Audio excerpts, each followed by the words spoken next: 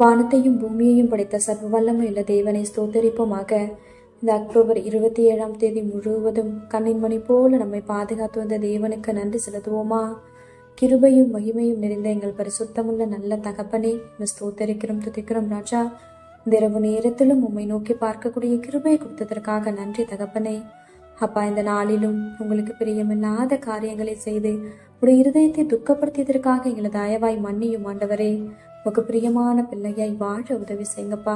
இந்த நாளிலும் எங்கள் தேவைகள் எல்லாவற்றையும் சந்தித்து நாங்கள் சோர்ந்து போகாதபடி உடைய வார்த்தை கொண்டு எங்களை குணப்படுத்தியதற்காக நன்றி தகப்பனே.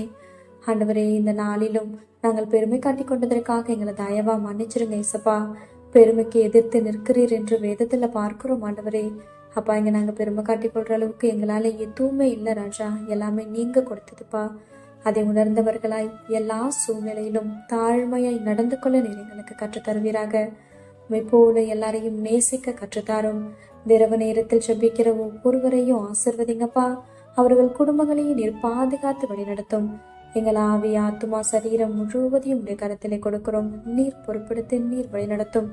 இயேசு கிறிஸ்துவின் இனிய நாமத்தில் ஜெபிக்கிறோம் எங்கள் ஜீவனுள்ள நல்ல பிதாவே, ஆமேன்.